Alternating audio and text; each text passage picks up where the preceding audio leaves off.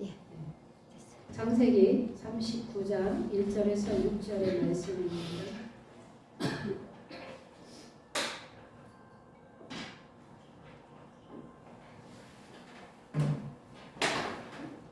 창세기 39장 1절에서 6절의 말씀 한 절씩 나눠서 봉독합니다.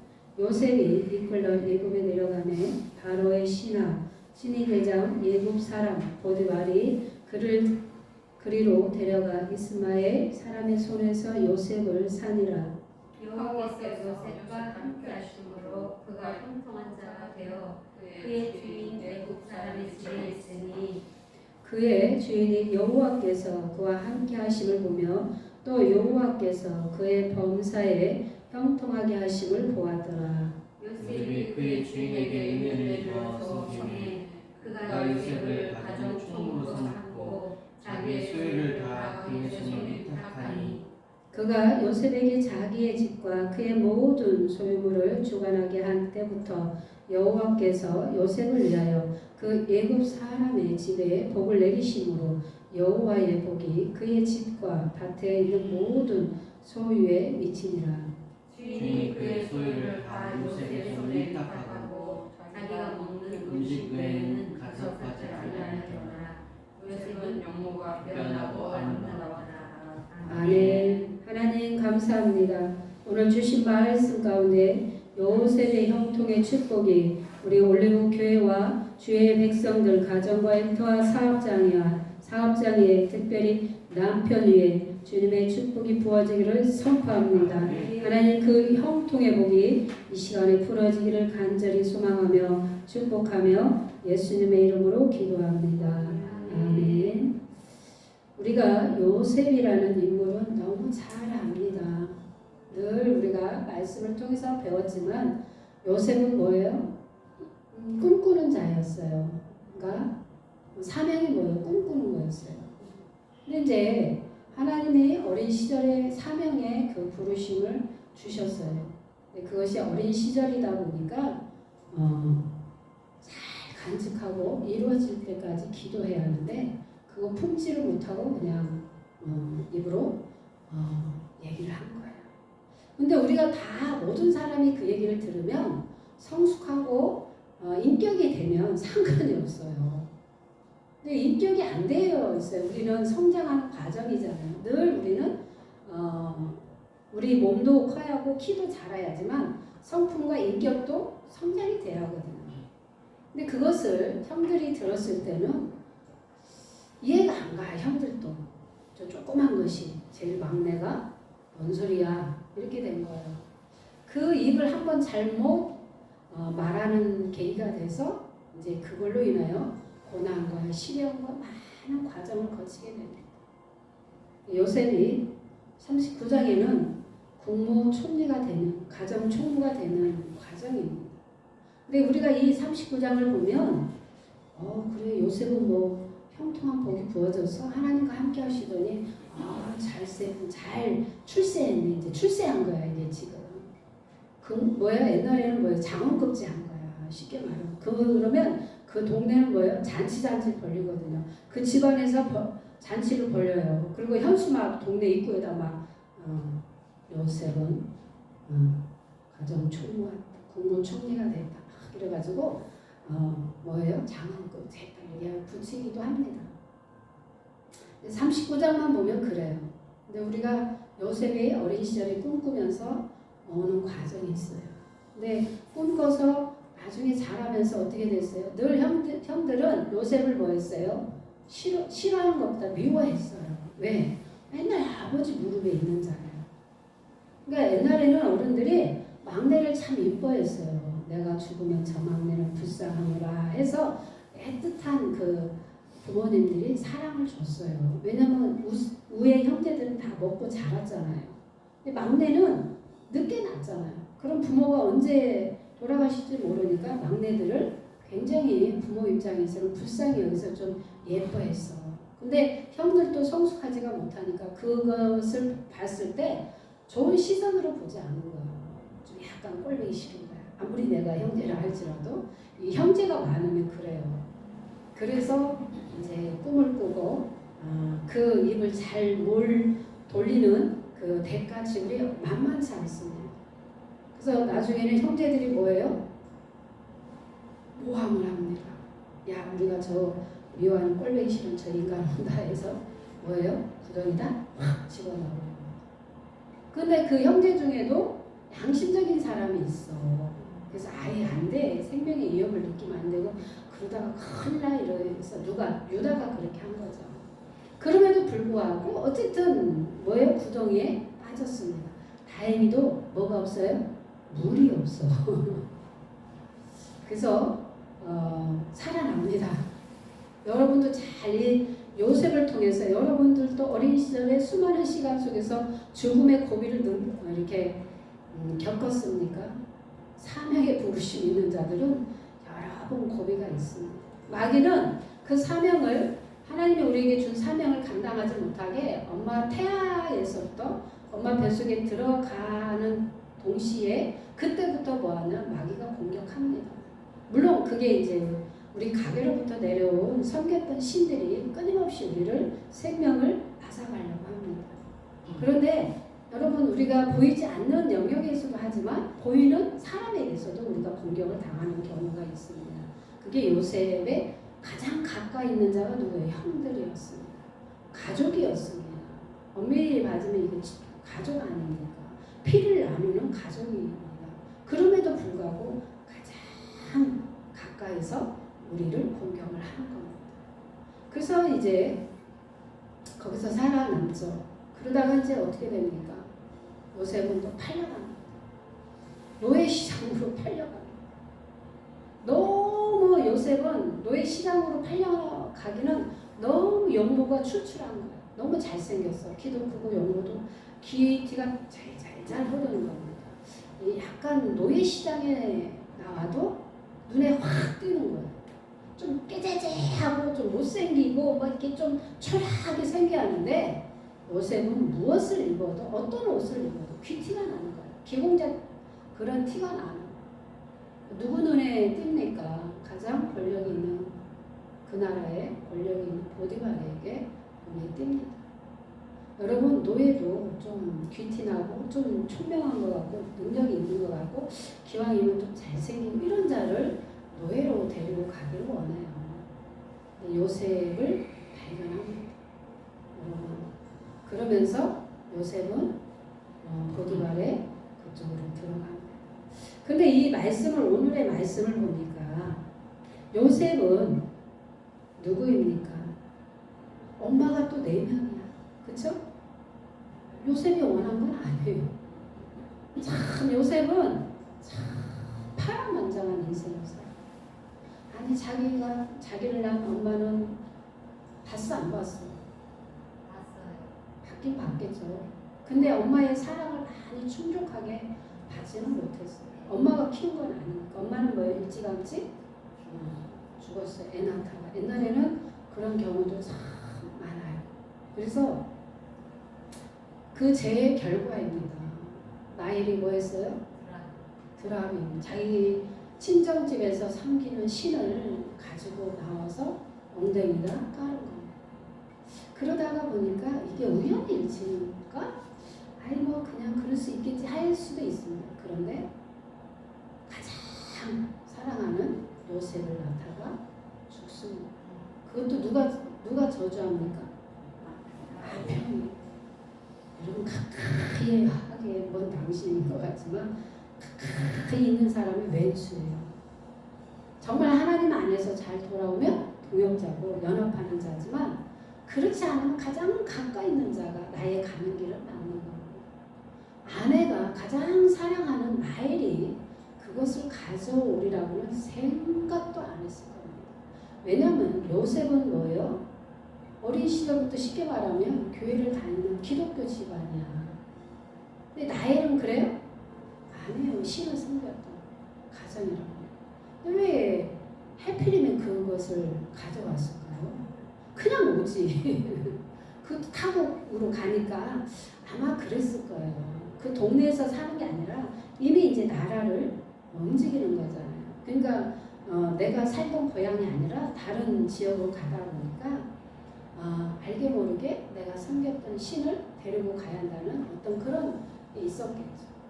그런데 그것도 아버지 몰래 도둑질해서 갖고 왔다는 거예요. 아버지 나 이거 가져갈게 나를 줘 이렇게 한 것도 아니야. 그런데 또 가져가서 없으면 말아야 하는데 아버지가 뭐였어요? 쫓아왔잖아요. 그거 찾으러. 그것이 뭐예요? 가정으로 내려오는 가정신이라고 해요. 그러니까 그 지역에서도 섬기는 신이지만 그 가정에서 특별히 섬겼던 신이기 때문에 아버지는 그걸 찾으러 왔는데 그 순간에 엉덩이다 깔고 생리 중이니까 그러니까 그냥 넘어갔던 거예요. 근데 그걸 모르는 남편은 그걸 만약에 찾으면 죽으리라 이렇게 저주를 하는 거예요. 그것이 가장 나중에 알고 보니까 라헬이었어요. 여러분 우리는 때로는 우리가 말로 그렇게 많은 저주를 할 때가 있어요. 가장 가까이 있는 사람에게 합니다. 남편에게도 합니다. 미우니까. 그 당시 미우니까. 자녀에게도 그렇게 할 수 있습니다. 여러분 그렇게 말로 저주를 한 거 있다면 회개하시고 다 걷어들이시기를 바랍니다. 파쇄하고 십자가를 세우기를 원합니다. 우리의 목적은 뭐냐면 오늘의 요셉에게 하나님은 무슨 축복을 주셨냐면 형통이라는 축복을 주셨습니다. 이 형통이라는 것이 뭐냐? 임마누엘입니다. 하나님과 함께 하심으로, 그러니까 여호와께서 누구와 함께? 요셉과 함께 하심으로 형통의 복이 부어지는 겁니다. 여러분 삶 가운데서도 늘 하나님이 함께 하시기를 축복합니다. 아멘. 마태복음 1장 23절에 있는 것처럼 임마누엘 이렇게 말씀하십니다. 그 말을 풀어본즉 뭐예요? 하나님이 우리와 함께 하셨다는 겁니다. 우리의 삶 가운데서는 늘 하나님이 우리와 함께 하셔야 합니다. 그래야만 우리는 형통의 복을 받을 수 있습니다. 형통이라는 것은 뭐냐면 아까 하나님이 함께 하심과 그 다음에 가장 높은 자리로 올라가는 거예요. 왜냐하면 여기서 형통을 보니까 요셉이 뭐예요? 한 찌질이 궁상만 인생을 살았어요. 파란만장한 인생을 살았어요. 억울한 인생을 살았단 말이에요. 상상을 초월할 정도로. 요셉이 이런 인생을 원했습니까? 어린 시절에는 부유하고 아버지 사랑을 듬뿍 받았어요. 왜냐하면 아버지가 유독 또 이렇게 무릎에 앉혀서 키웠던 이유는 엄마의 사랑을, 엄마가 죽었기 때문에 엄마의 사랑을 못 받았기 때문에 더 애틋했어요. 구성애가 그래서 강한 거예요. 그럼에도 불구하고 형들은 또 그걸 이해할 수가 없지. 왜 쟤만 예뻐하는 거야. 아버지 마음을 못 읽어. 그래서 나중에 보니까 유다가 뭐 하냐면 에이 저런 아버지하고는 절대 안 살아있어. 유다가 그래서 가출한 거야. 집을 나간 거예요. 에이 꼴보기 싫어 뭐 이래가지고. 근데 나가서 살다 보니까 개고생이야. 그러니까 다시 돌아오잖아요. 다시 돌아오니까 철저하게 뭐냐면 아버지 앞에 순종해요. 그런데 요셉이 하나님과 함께 하심으로 그 축복을 받으면서 그동안에 잃어버렸던 거, 빼앗겼던 거, 인생을 모든 것을 뭐냐면 보디발이 노예로 팔려가면서 인생이 다시 바뀌지 않습니까? 그것 또한 누가 하셨다? 하나님이 하셨다는 거예요. 창세기 45장 5절에 보니까 뭐예요?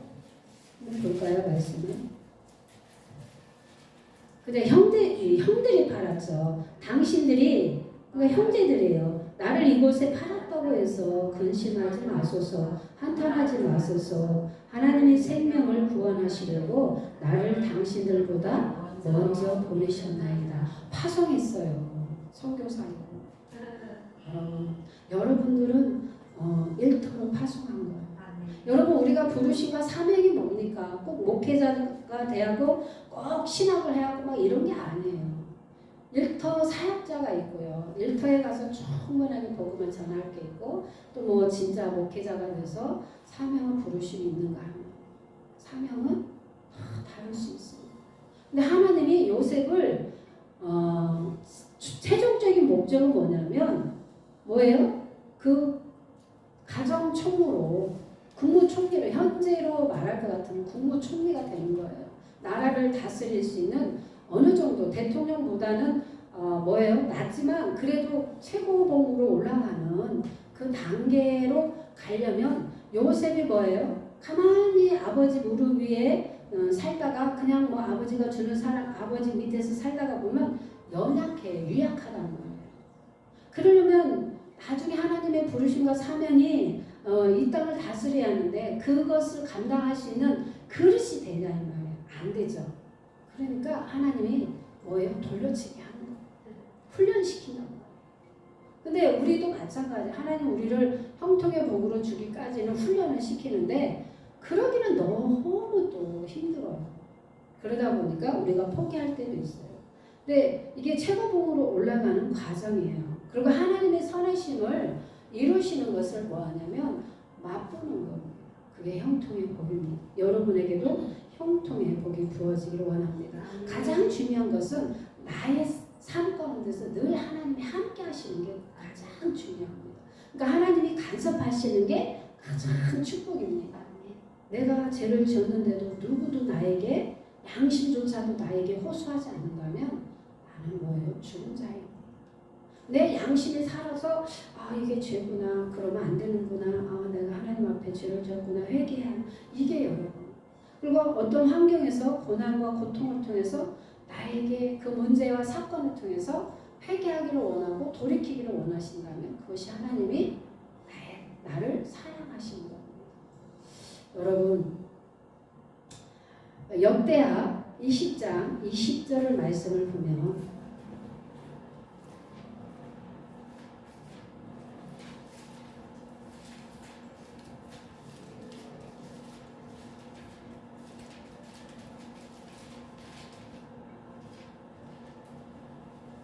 이에 백성들이 아침에 일찍 일어나서 두고와 들로 나가니라. 나갈 때 여호와가 서서 이르되 유다와 예루살렘 주민들아 내 말을 들을지어다. 너희는 너희 하나님 여호와를 신뢰하라. 그리하면 견고히 서리라. 그의 선지자들을 신뢰하라. 그리하면 형통하리라 하고.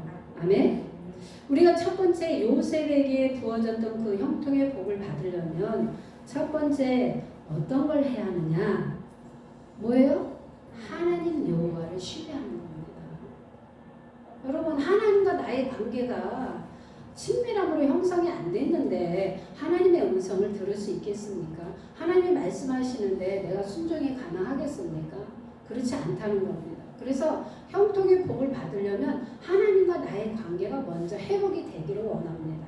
그랬을 때 하나님이 나와 함께 하심을 우리가 느낄 수 있는 거예요. 그리고 하나님을 신뢰하면서 따라갈 수 있는 겁니다. 그러면 두 번째는 뭐냐면 하나님과 나의 관계 속에서 잘 신뢰하면 견고히 쓰는 거예요. 흔들리지 않는다. 여러분 지금 시대적으로 말할 것 같으면 누구하고 신뢰를 하라? 선지자인데 뭐 지금 현대판으로 얘기하면 누구예요? 교회 목사님들입니다. 담임 목사님하고 가장 관계가 좋아야 합니다. 인간관계도 여러분 중요합니다. 그런데 왜냐하면 목회자들은 담임 목사님들은 학벌, 뭐 능력 이런 것으로 판단하는 게 아니라 기름 부은 종이기 때문에 인간적으로 특별히 문제를 일으키지 않는 목회자라면 신뢰하고 가야 돼요. 여러분 눈에 조금 부족하게 보인다 할지라도 신뢰하면서 그냥 믿고 순종하며 갈 때 그 목사님을 통해서 기름이 흘러가기 때문에 축복이 흘러가기 때문에 그것이 누구에게 미치느냐? 여러분에게 미치는 겁니다. 그러다 보니까 여러분 무슨 축복이 옵니까? 형통의 복이 옵니다. 사람의 관계가 그 정도로 중요합니다. 근데 가장 중요한 건 여러분 잘 생각해 보세요. 세상 사람들은 막 치고받고 싸웠어. 의견이 안 맞아가지고. 그래가지고 애따가 술 한잔 먹고 풀어. 그런데 이 믿는 자들은 세상 사람보다도 못해. 꽁해. 꽁만 합니까? 왼수가 돼버리는 거야. 그러면 여러분 하늘에서 웃기면 땅에서 웃기면 하늘에서 웃겨요. 절대 목회자하고 여러분 웃기지 마십시오. 그게요 별거 아닌 것 같죠 여러분. 네요 그렇지 않아. 마귀는 뭐예요? 그 틈을 노려서 우리를 공격하기 때문에 그래요. 그래서 적어도 친구는 못 만들면 적은 만들지 말자는 거예요. 헤어질 수 있고요. 뭐 할 수 있어요, 여러분. 그렇지 않아요? 우리 교회 떠날 수 있어요. 그래도 언제 어디서 만나면 적어도 뭐예요? 인사할 수 있어야 돼요. 아니면 커피 한 잔 먹을 수 있어야 돼요, 여러분. 밥 한 그릇 먹을 수 있는 그런 관계는 남겨놓고 가야 한다는 거예요. 근데 우리는 우리 교회를 떠나면 목회자도 그래요. 다시는 안 봐. 그리고 성도도 저기서 목회자가 오면 돌아가. 껄끄러우니까. 아, 우리 교회 떠났지? 아, 우리 이제 성도 아니지? 이렇게 할 수 있어. 묶여버린다. 하나님은 뭐예요? 신뢰하라. 하나님과의 나의 관계가 뭐예요? 껄끄러움이 없어야 돼. 그래야 내가 순종하고자 하는 마음이, 여러분, 순종이라는 것이 관계가 좋으면 그냥 믿어져. 그래 안 그래? 사람과 사람 관계도 그냥 친해. 그럼 어떤 말을 해도 의심 안 해. 아, 그래, 나는 너를 믿기 때문에 네가 말하는 거에 나는 100% 이해 가. 안 친하면 뭐해? 벽이 있어, 안 친하기 때문에. 그럼 뭔 말을 해도 뭐예요? 의심이야. 왜? 안 친하니까. 그래서 형통의 복을 받기 위해서는 가장 먼저 하나님과의 관계에서 회복이 되는 거예요. 그러니까 하나님이 내가 너와 함께하리라. 그것이 형통의 복이래. 우리가 생각하면 돈 주는 게 형통의 복이야. 아니야. 하나님과의 관계가 먼저 회복하면 그 다음에 오는 순서가 있다는 거예요. 말씀을 보니까 여러분 그렇더라고요. 저도 옛날에는 형통의 복을 주세요. 그러면 돈 떨어지는구나. 잘 되는구나. 이렇게 생각했어요. 아니더라. 말씀을 찾아보니까 하나님과의 관계가 먼저 회복돼요. 그게 신뢰가 쌓면 그 다음에 하나님이 뭐 이제 부수적으로 주겠지. 근데 보이지 않는 하나님과의 신뢰 관계가 잘 안 되니까 누구부터? 보이는 목회자부터, 그 다음에 보이는 성도들 간에부터 뭐 한다? 친밀함으로 신뢰하라. 서로 신뢰하라는 거. 왜? 피차 복이 되기 위해서. 여러분, 사람과 사람이 묶이면 그게 한 사람하고 묶이면 괜찮은데 그렇지 않다는 거예요. 그 틈을 타고 오는 게 누구냐? 어둠의 영이라는 거예요. 어둠의 영들은 뭐예요? 우리를 공격하기 때문에 그래요. 그래서 여러분들이 사람의 관계 하기 전에 하나님과의 관계와 그 다음에 사람의 관계를 여러분 회복하시기 원합니다. 만약에 여러분 사람의 관계 속에서 껄끄러운 관계가 있다면 여러분들이 먼저 성숙하고 성장한 자가 되어서 먼저 손을 내미는 자가 되기를 축복합니다. 두 번째는 뭐냐면 여호수아 1장 7절의 말씀을 보니까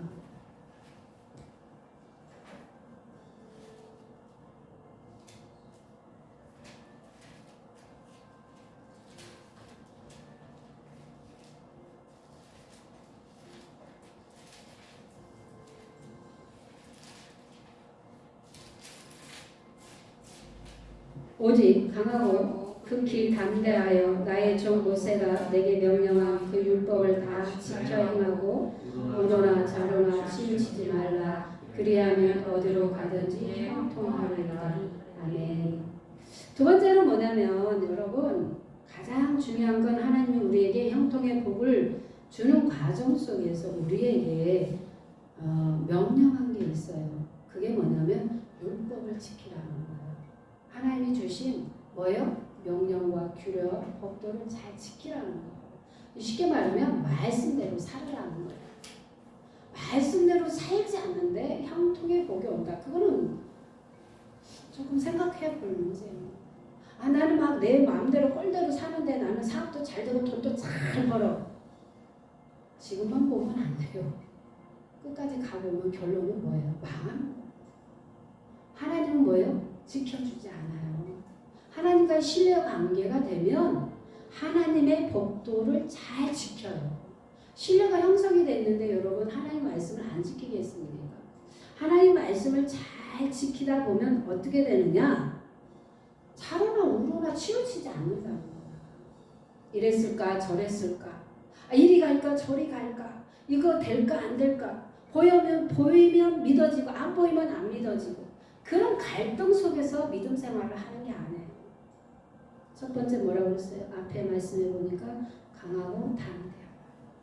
여러분 그렇게 된다면 하나님 관계가 신뢰의 관계가 회복이 되고 그 다음에 하나님이 주시는 그 명령과 규례와 법도를 잘 지킨다면 내가 하나님 말씀대로 잘 지켜서 순종하는 삶을 산다면 나는 결코 흔들리지 않아요. 견고하게 서 있단 말이에요. 그래서 어디를 가든 어디를 무엇을 하든지 뭐하냐 형통의 복을 준다는 거예요. 오직 하나님만을 믿고 하나님만을 바라보며 가면 치우치지 않는다는 거예요. 여러분 아직도 철새처럼 얼마나 많은 자들이 하나님을 믿는다고 하면서도 영적 철새들이 많아. 후루룩 날아갔다가 후루룩 여기 날아. 한두 달 여기서 하나님 여기 보내셨어. 막 처음에는 얼마나 달콤한 말을 하는지 몰라. 그러다가 조금 3개월에 뭔가가 삐뚤어지면 하나님이 또 저리 날아가라고 그랬대. 그런 하나님이 아니거든요. 하나님은 한 곳에서 뿌리를 쭉 내려서 뭐 하기를 원해요? 훈련받고 잘 양육받고 하나님이 주시는 그 형통의 복을 누리기를 원합니다. 그런데 그 안에 상처가 많은 자들은 한 곳에 정착이 안 돼.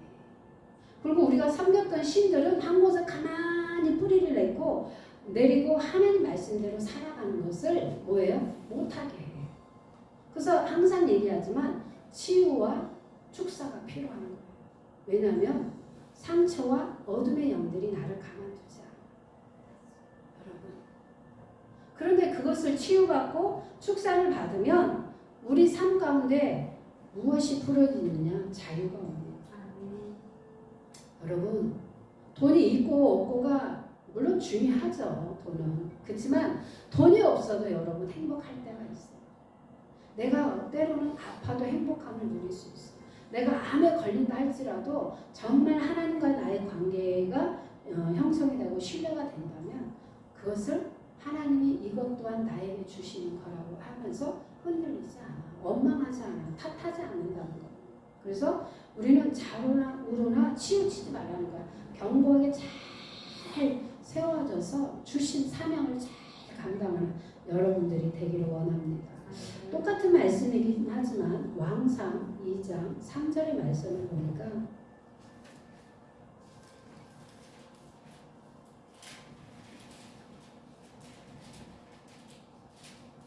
내 하나님 여호와의 명령을 지켜 그 길로 행하여 그 법률과 계명과 율례와 증거를 모세의 율법에 기록한 대로 지키라. 그래야만 내가 무엇을 하든지 어디로 가든지 형통할지라. 아멘. 여러분 지켜야 돼요. 말씀대로 살아야 하는 거예요. 교회만 왔다 갔다 한다고 해서 여러분 우리가 물론 일반적인 은총은 받을 수 있어요. 그렇지만 우리는 특별한 은총과 형통의 복을 받으려면 반드시 대가지불이 있단 말이에요. 그게 뭐냐? 하나님 말씀대로 살으라는 거예요. 여러분 우리가 지식으로 하나님의 말씀을 습득하는 게 아니고 이 말씀을 잘근 되씹어서 여러분 뭐한다? 내 것으로 만들어야 하는 거예요. 그리고 네가 경험한 걸로 네가 살아본 걸로 뭐하라는 거예요? 얘기하라는 거예요. 지식으로 말하지 말라는 거예요. 그래서 지금의 시대는 뭐냐면 내가 경험한 거를 하나님은 풀어내기를 원합니다. 왜? 여러분 지식으로 말하니까 능력이 나갑니까? 경건의 모양은 있는데 능력이 나타나지가 않아요. 왜? 내가 살아보지 않은 걸로 그럴싸하게 포장해서 그냥 말씀으로 던질 수는 있어요. 좋은 말 할 수 있습니다. 축복된 말씀이 있습니다. 그런데 능력이 나타나야 여러분 내 삶 가운데서 열매를 출산할 수 있는 겁니다. 우리 지난 날을 잘 보시기를 원합니다. 우리가 하나님 말씀대로 살지 않고 그냥 뭐했어요? 내 습관으로 살았어요. 난 교회는 왔어. 예배는 드렸어. 근데 하나님 말씀하고 완전히 동떨어진 생활을 했습니다. 교회 들어오면 크리스찬이야. 나가면 세상 사람이에요. 우리는요. 직장을 가도 크리스찬이고 집에서도 크리스찬이고 교회 와도 믿는 자예요. 우리는 그렇게 살아본 적이 없어요. 저부터도 그렇게 살았어요. 그냥 교회 가서 열심히 봉사하면 복을 주나 보다 이렇게 생각했어요. 물론 하나님이 복을 주셔요. 뽀로시 줘요. 우리는 그걸 받아가지고는 살 수가 없어요. 우리는 믿는 자들을 다 회복하셔야 돼요. 그래서 돈도 많이 벌어야 돼요.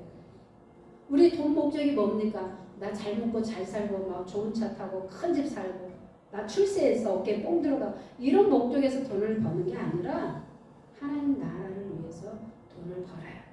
그리고 사고가 제대로 된 자들이 돈을 벌어야 돼요. 돈을 어떻게 써야 하는지를 훈련된 자들이.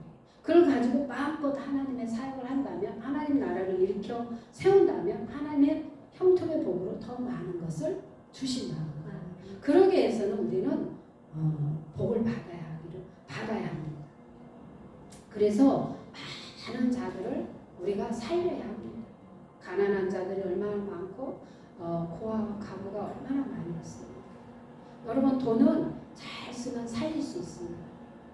잘못 쓰는 거예요. 죽일 수도 있고 죄를 질 수도 있습니다. 여러분 어떤 쪽으로 우리가 돈을 사용해야 합니까? 하나님이 원하는 쪽으로 여러분 그래서 사용하시기 원합니다. 여러분 그래서 요셉이 형통의 복은 뭐예요? 잃어버렸던 모든 것들을 다시 찾는 겁니다. 신분 상승한 겁니다. 원래 요셉은 어린 시절에 뭐 했어요? 아버지 무릎에서 살았던 채색 옷을 입었던 자입니다. 그것만 봐도 신분이 뭐예요? 싼 것은 아니잖아요. 채색 옷을 입었다는 것은. 그런데 여러분 꿈꾸는 꿈 한번 잘 하나님이 주신 사명을 좀 요셉이 성숙한 상태에서 그렇게 했다고 품고 기도했을 겁니다. 근데 그 나이는 몰라. 그러니까 그냥 말한 거야. 요셉 입장에서는 그렇대. 그냥 그게 뭔지도 모르고 얘기했는데 그것이 발단이 돼서 공격이 들어온 겁니다. 근데 그것 또한 하나님이 요셉을 훈련시키는 과정에서 누구를 썼다? 첫 번째 가장 가까이 있는 형들을 썼다. 누구예요? 형들을 통해서 사용했겠죠. 근데 마지막에 누구를 썼어요? 요셉을 훈련시키는 과정에서 보디발의 아내 음란을 음욕을 뽑아내는 과정. 남자로서의 가장 어려운 문제야. 이 성적인 문제야. 옛날에 목회자들이 목사님들이 많이 무너진 게 뭐예요? 그게 여자 문제였잖아요. 그게 여러분 가게로부터 내려온 그 음란의 영이 강한 자들이 처리되지 않으면 그럴 수 있습니다. 근데 하나님이 요셉도 그 부분을 다루셨어요. 아니 뭐 하찮은 여자들이 막 요셉에게 요셉 오빠 이렇게 쓰면 저리 안 가 이렇게 할 수 있어요. 왜냐하면 국무총리니까. 그리고 감히 뭐해 요셉을 넘보지 못해. 왜냐하면 권위에 올라가 있는 상태니까. 근데 누구? 그것을 누를 수 있는 보디발이 안 해. 그러니까 요셉이 어떻게 해? 근데 막 이 무대부 여자가 막 들이밀어 막. 근데 안 넘어갈 남자 있어요? 어지간해서는 이게 훈련이 안 되면 넘어가요. 아니 자기한테 막 이렇게 하는데 안 넘어가는 남자가 어디 있겠어요? 요셉이 피하죠. 피하니까 막판까지 어떻게 합니까? 스스로 옷을 벗어가지고 증거물을 다 누구 말을 듣겠습니까? 요셉 말 안 들어. 왜요? 권위자 있는 보디발의 아내요. 그것 또한 하나님이 하셨고 그것 또한 왜 마지막 쓴뿌리 상처까지도 하나님은 테스트하고 점검하셨다. 왜? 알아봤어. 국무총리로 그 일을 잘 감당할 수 있는 그릇이 되는지를 다 알아봤다. 여러분 우리에게도 그런 과정들이 참 많습니다. 저도 마찬가지고 여러분 한 단계 한 단계 레벨을 올릴 때 권위적인 그 영적인 근육이 입혀질 때 그냥 입혀지지 않더라고요.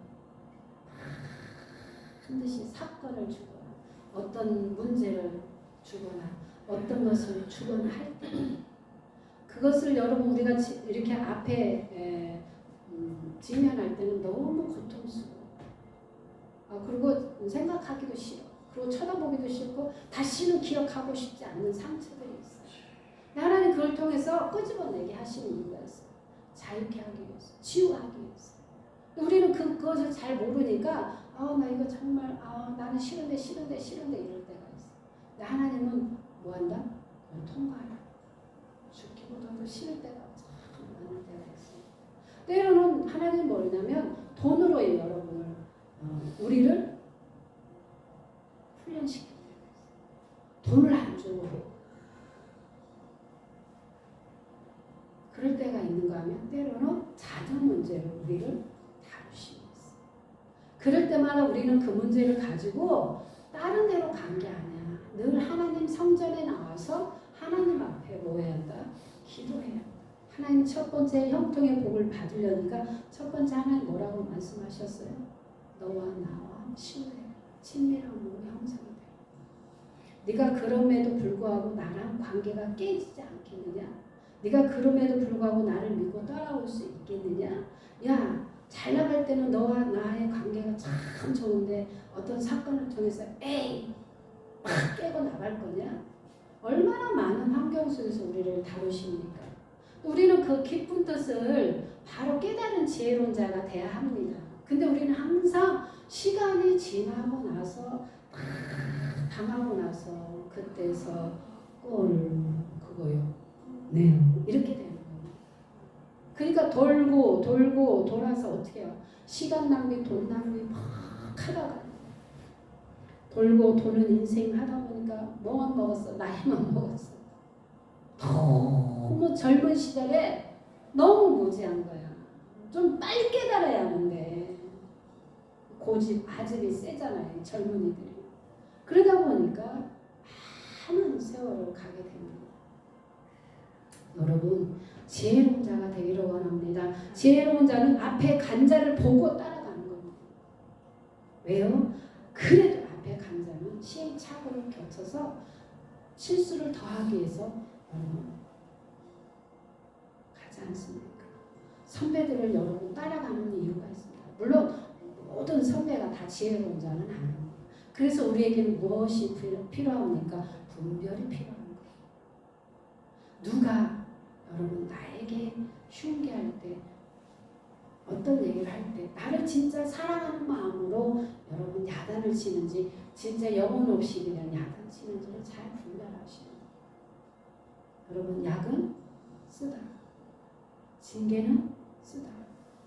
근데 여러분 내가 그거 싫다고 안 먹으면 내가 죽을 수 있거든요. 그 약만 먹어야만 나아. 그럼 먹어야 돼? 안 먹어야 돼? 먹어야 하는 거야. 써도 먹어야 하는 거야. 우리 딸한테 이거 먹어야 너 괜찮아. 뭐 몸이 괜찮아져. 먹어.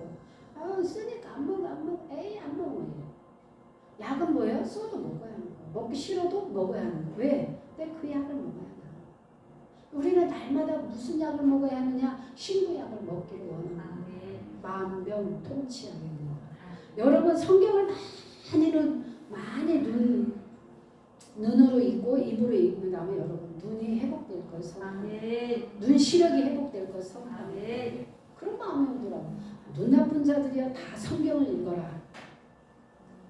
그럼 다 눈이 맑아질 것이다. 하나님의 말씀은 살아있기 때문에 생명이 있기 때문에 회복하는 것.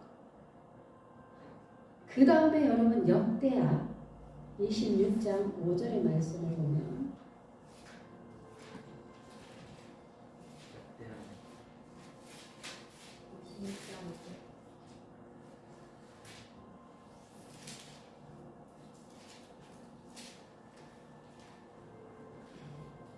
하나님의 묵시를 밝히 아는 스가랴가 사는 날에 하나님을 찾았고 그가 여호와를 찾을 동안에는 하나님이 형통하게 하셨더라. 아멘.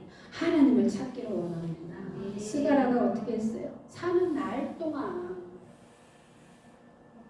평생에 여러분이 사는 날 동안에 우리가 찾을 자는 오직 누구다? 하나님밖에 없다는 거야. 그렇게 했을 때 하나님 우리에게 형통의 복을 주신다는 겁니다. 우리가 무엇을 찾아야 합니까? 돈 찾아가야 합니까? 아니면 누구를 찾아가야 합니까? 아니라는 겁니다. 우리가 살아가는 날 동안에 여러분 오직 여호와를 찾기를 원합니다. 하나님의 얼굴을 구하는 자가 되기를 원합니다. 역대하 7장 14절에 있는 것처럼 하나님 우리가 날마다 누구를 찾기를 원해요? 여호와의 얼굴을 구하는 자가 되기를 원합니다. 여러분 잠언서 8장에 있는 것처럼 내가 찾고자 할 때 누가 하나님이 나를 만나주시는 거예요.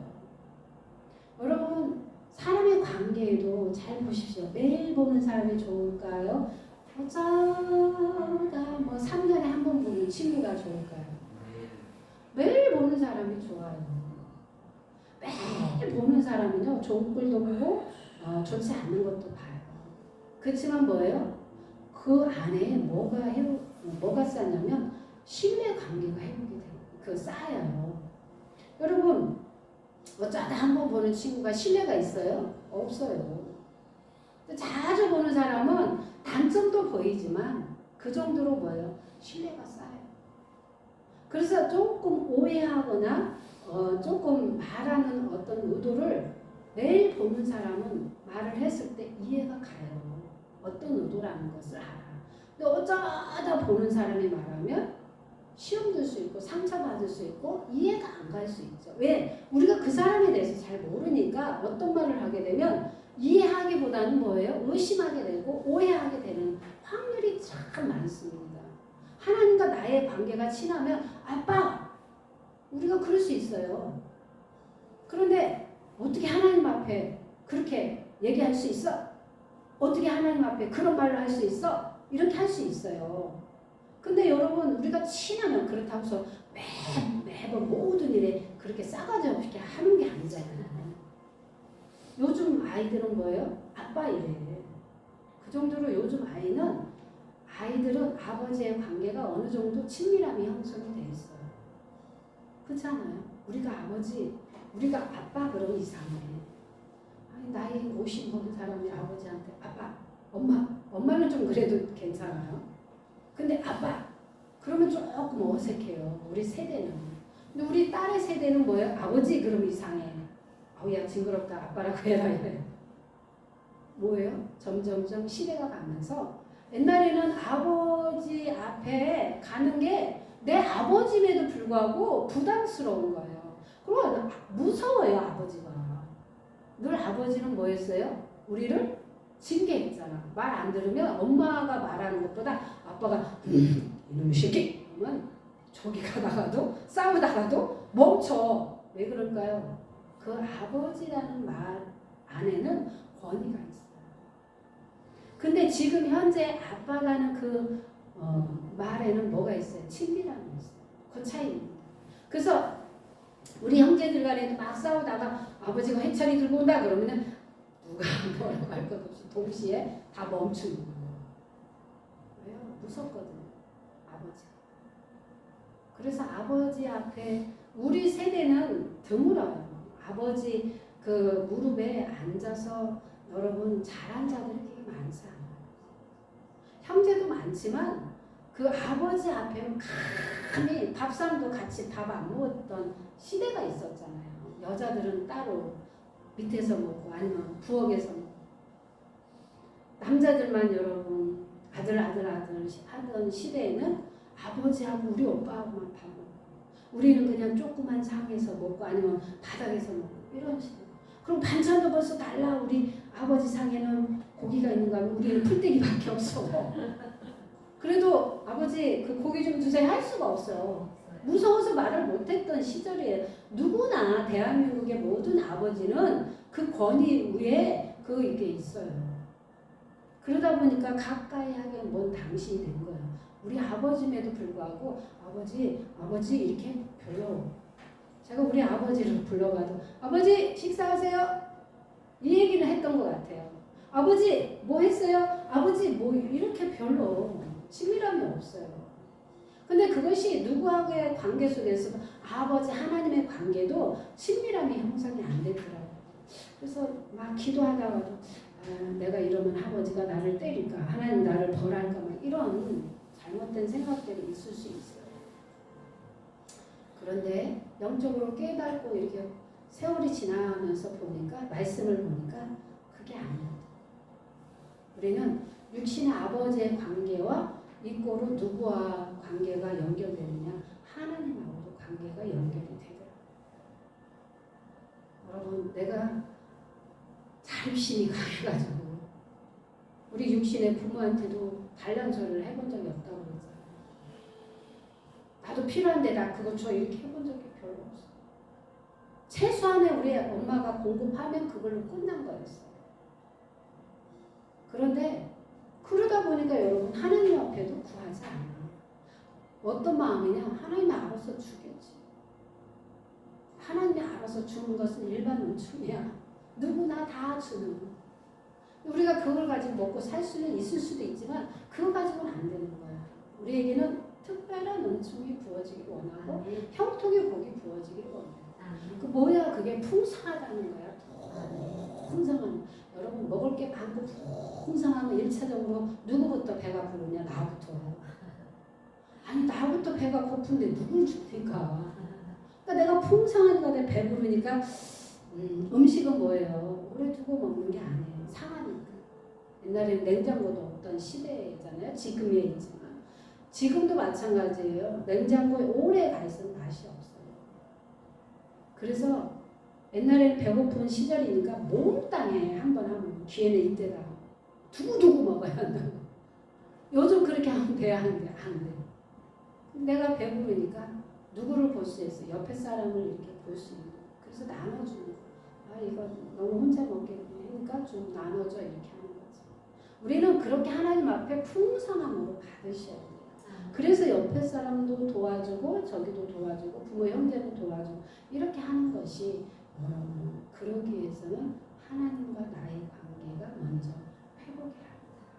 그것이 돼야 모든 것이 풀어집니다.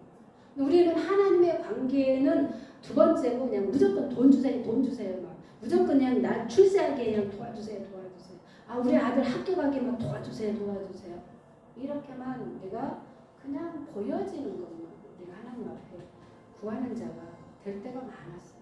근데 더 성숙하고 성장하니까 하나님의 말씀, 하나님이 말씀하시는 의도가 이 안에 이 숨어져 있는 그 숨은 뜻을 알게 되는 거예요. 그래서 그런 기쁜 뜻이 우리가 하나님의 그 기쁜 뜻을 다 헤아리고 갈 수는 없지만 성장하면 성장할수록 조금씩 알아간다는 거예요. 그래서 하나님 말씀대로 잘 지키면서 순종하면서 가면 무엇이 형통의 복이 자동으로 풀어지는 내가 막 주세요 주세요 하지 않아도 하나님과의 친밀한 관계가 형성이 되면 그것이 다 뭐냐? 네 거라는 거야. 네 거야, 네 거. 근데 여러분 그 두 아들 사건 알지 않습니까? 아버지 재산을 둘째 아들은 미리 재산 상속을 받아서 이제 떠납니다. 부푼은 꿈을 안고 서울 상경합니다. 서울 상경해가지고 내가 사업을 해서 돈을 많이 벌이라고. 현실은 나를 그렇게 기다려주지 않아. 근데 하다 보니까 뭐예요? 경험도 없어. 아는 사람도 없어. 여러분 그 분야에 성공하려면 밑에서 10년은 깔아야 돼. 적어도 내가 셰프로서 유명하고 여러분 성공하려면 그 바닥에서 기본적으로 여러분. 그런데 그 밑에 가서 훈련받는 게 단순하게 가서 요리만 배우는 게 아니에요. 음식만 배우는 게 아니에요. 뭘 배웁니까? 경영부터 해서 뭐부터 여러 가지를 배우는 거예요. 그게 노하우가 돼서 내가 사업을 할 때 그래도 될까 말까 합니다. 저 사람이 성공했다고 나도 성공하는 건 아니기 때문에 부부는 꿈을 안고 재산을 유산 상속을 받고만 떠납니다. 고침지고 꿈을 안고. 현실은 그렇지 않아. 현실은 인생은 뭐예요? 할 수 없는 거예요. 가봐야 답이 나오는 거지 가보지 않고서는 답이 보이지 않습니다. 그런데 경험 부족에다가 뭐에다가 하니까 그렇게 생각한 것처럼 호락호락하지 않아서 결론은 뭐였어요? 알거지 됐어요. 그냥 망하는 게 아니라 완전히 알거지 됐어요. 다행이에요. 총각이라. 결혼했어가 이 처자식은 어떻게 되겠어요? 그리고 뭐예요? 이제는 자기는 어떤 알거지가 되니까 여러분 먹을 배고프고 이러니까 어떻게 했어? 그리고 나니까 누가 생각이 납니까? 망하고 쫄딱 망하고. 그때는 돈이 있을 때는 부모가 생각이 안 나. 망하고 배고픈 시절로 오니까 누가 부모가 생각이 나. 근데 하루도 아버지는 뭐예요? 그 자식이 왜요? 아니까 현실을 아니까 아버지는 인생을 살아봐서 알아. 그런데 하루도 자식이 나갔잖아요. 사업한다고 나갔단 말이지 마음대로 살겠다고 나갔는데 아버지는 그날부터 하루도 제대로 발 뻗고 자질 않아. 그놈의 자식이 뭘 하고 있는지 먹고는 사는지 건강한지 잘 아니 그리고 요즘이야 핸드폰이라든지 그때는 핸드폰도 없어 연락할 수가 없어. 부모님 정상서 편지를 써야 2박 3일 만에 가. 바로도 못 가. 그런데 아버지는 늘 그 아들을 기다렸죠. 결론은 고향으로 돌아오고 그리고 아버지가 임시 내가 그러지 않았어. 너는 내 말 안 듣더니 쫄딱 망해가지고 그냥 거지꼴로 돌아오네. 이놈식 나가라. 그 재산준이가 왔다 갔다 이러지 않았어요. 부모는. 그게 부모의 마음이에요. 그래서 여러분 다시 뭐 했습니까? 신분 상승한 거야. 그 아들도. 부모 곁으로 돌아와서 아버지가 가지고 있는 모든 재산이 집과 모든 것이 뭐예요? 그 아들 것이 되는 거잖아요. 신분이 상승됐잖아요. 뭐부터 바뀝니까? 신분 상승되니까 옷부터 바뀌잖아요. 목욕제가 샥 하고 옷부터 갈아입히잖아요. 그래서 이 옷이 굉장히 중요합니다. 그리고 잔치를 벌리지 않습니까? 근데 그 안에 누가 있어요? 집 지키는 형. 근데 그 아들, 큰 아들에게 무엇이 있어요? 상처가 있어요. 그러니까 큰 아들이 아버지가 그 큰 아들에게 다 줬어. 모든 권리를. 근데 그걸 못 누리는 거예요. 그러니까 여러분 둘째가 없을 때는 다 자기 거라고 생각을 했어. 근데 둘째가 돌아오니까 큰 형이 갑자기 뭐 했어요? 급해졌어 마음이. 저놈은 다 털고 들어오더니 뭐 이제 들어와서 내 것까지 뺏어가겠네. 시기 질투. 복합적인 감정이 있지. 그러니까 뭐예요? 이제 난리도 난리를 치잖아요. 아버지가 뭐라고 합니까? 다 너의 것이다. 그게 믿어지지가 않아요. 우리 인간의 소견으로는 다 이해할 수가 없어요. 부모 마음을 다 이해 못하지만 하나님 마음도 우리가 다 이해를 못합니다. 다 이해하면서 막 알면서 가지는 않아요. 인생이라는 것이. 가다가 보면 우리가 실수도 하고 실패도 할 수 있어요. 그런데 정말 실수해서 실패해서 약이 되는 거 아니면 인생을 망칠 수도 있습니다. 잘못된 선택으로 인해 한순간에 인생이 완전히 바뀌는 경우가 있습니다. 그래서 우리는 더 누구를 찾아야 되냐? 하나님을 찾게 됩니다. 그렇게 했을 때 하나님 우리를 보호하시고 지켜주신다는 거예요. 그럼 우리가 형통의 복을 받으려면 어떻게 하느냐? 다 이런 과정이 필요한데 시편 37편 7절의 말씀을 보니까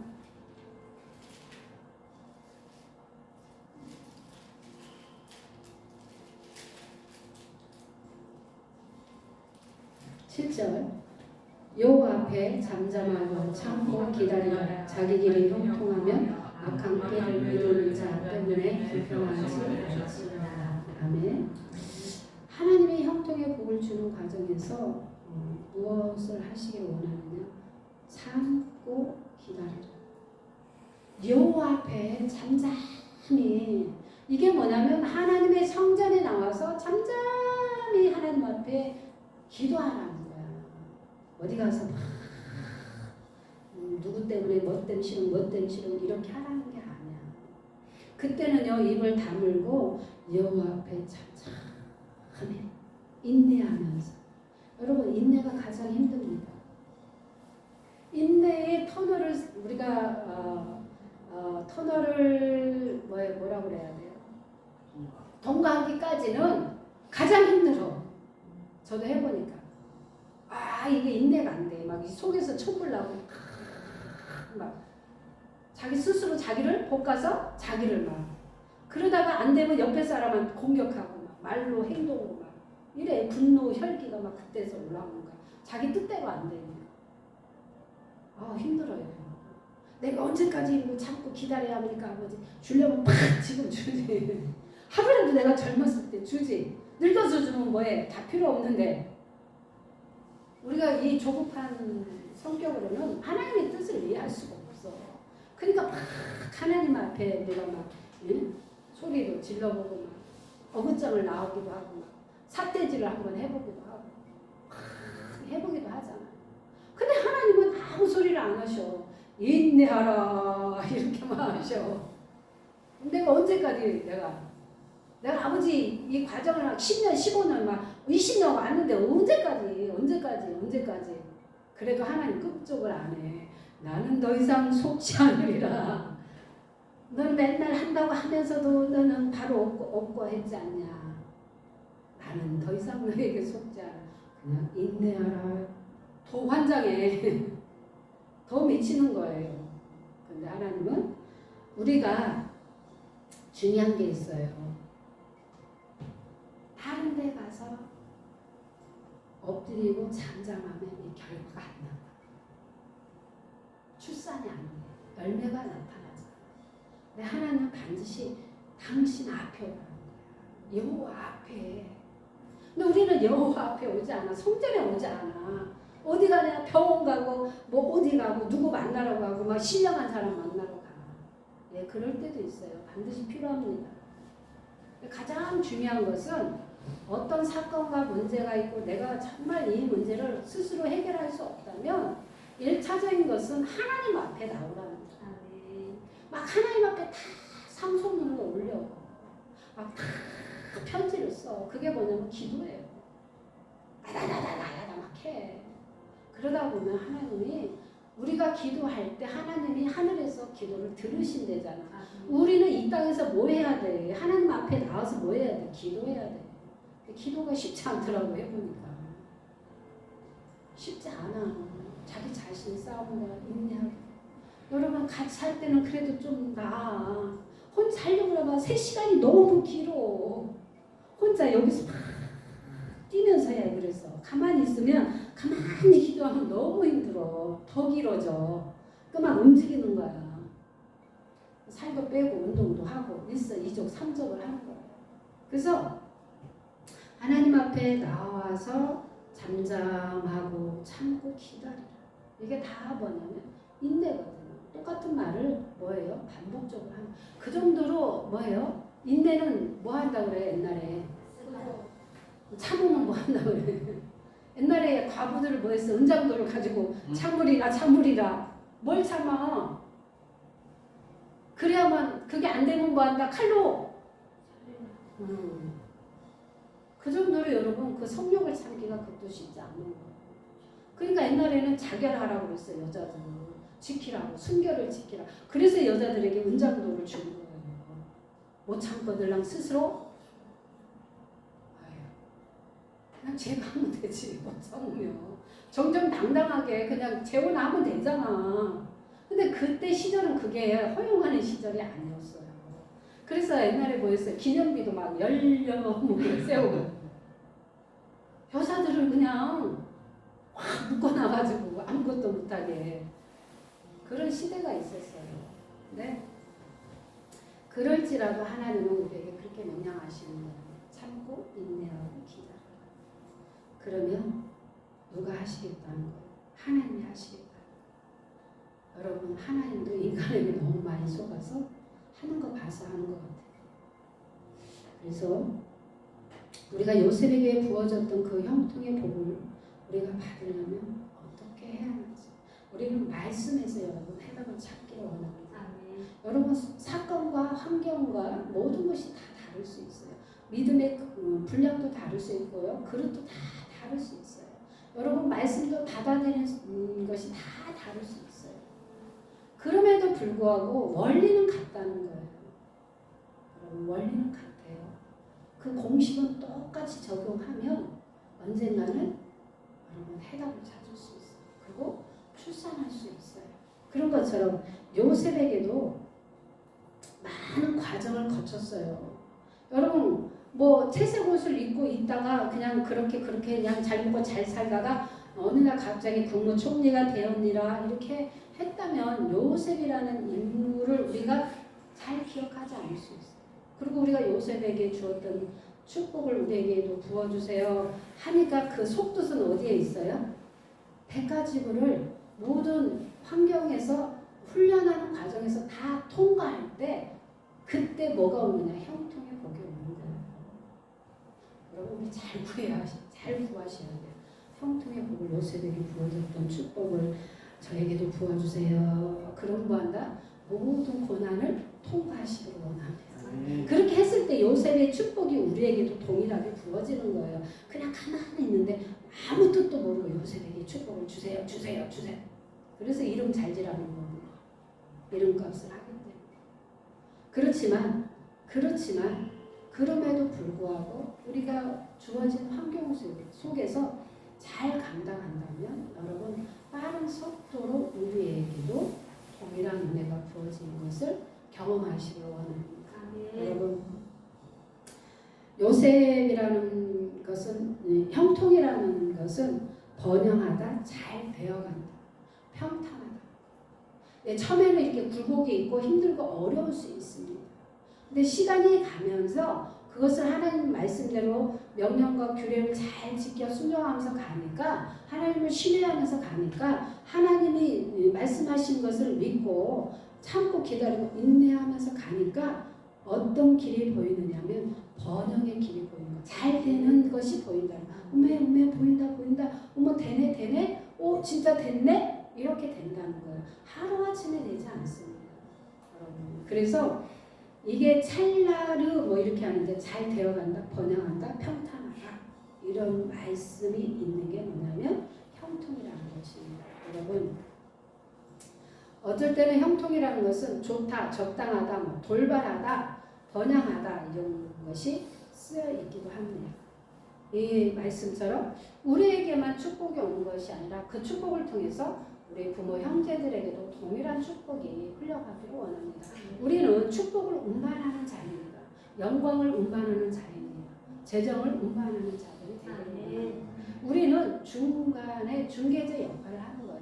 나만 잘 먹고 잘 쓰는 게 아니라 하나님 저에게 우리에게 축복을 부어주면 1차적인 건 우리가 먹고 사는 것도 해결되지만 그것을 넘어서 흘러보내는 거예요. 우리는 보내는 겁니다. 흘려서 막 주먹을 팍 쥐고 절대 안 뺏겨, 절대 누구도 안 줘, 이게 아니라 노라는 겁니다. 그러면 하나님이 우리에게 더 많은 것들을 부어주신다고 하나님께서 말씀하십니다. 그래서 여러분들이 여러분의 처해진 그 환경 속에서 끝까지 인내하면서 하나님을 바라보며 반드시 요셉의 축복을 받기를 주님의 이름으로 선포하며 축복합니다. 기도합니다. 하나님 아버지 감사합니다. 오늘 우리에게 주신 말씀 가운데 요셉에게 부어졌던 그 형통의 복이 우리의 삶 가운데 풀어지기를 주님의 이름으로 선포합니다.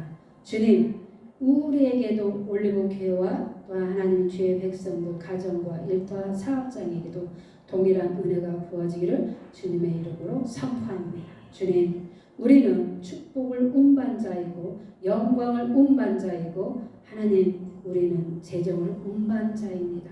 우리를 사용하여 주시옵소서. 감사하며 예수님의 이름으로 기도합니다. 아멘.